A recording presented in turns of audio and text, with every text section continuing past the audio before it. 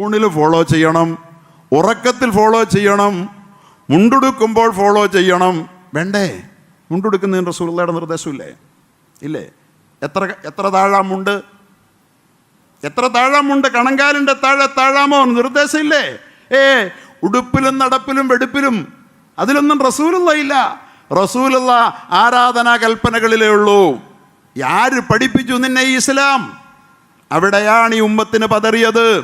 അള്ളാഹുവിൻ്റെ റസൂലിനെ ജീവിതത്തിൻ്റെ എല്ലാ മേഖലകളിലും മുസൽമാൻ മുണ്ടെടുത്താൽ ലോകത്തിനറിയാമായിരുന്നു.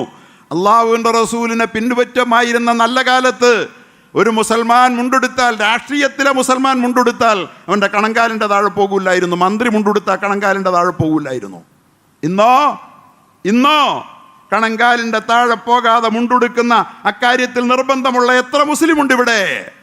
റസൂലിനെ പറയാൻ മറന്നപ്പോ, റസൂലിനെ പരിചയപ്പെടാൻ മറന്നപ്പോ, റസൂലിനെ ചർച്ച ചെയ്യാൻ മറന്നപ്പോൾ, റസൂല് നമ്മുടെ ചിന്താ വർത്തമാന ശീലങ്ങളിൽ നിന്ന് മാറി നിന്നപ്പോൾ, ആ സ്ഥാനത്ത് മറ്റു റോൾ മോഡലുകൾ കയറി വന്നപ്പോൾ, താരങ്ങൾ കടന്നു വന്നപ്പോൾ, മനുഷ്യത്തിൻ്റെ സഹജ പ്രകൃതമായ അനുകരണ വാസന അവരിലേക്ക് വഴിമാറിയപ്പോൾ റസൂൽ ഉടുത്തതുപോലെ ഉടുക്കാൻ നമുക്ക് മടിയായി, നടന്ന് തിന്നാൻ ആവേശമായി. അല്ലേ?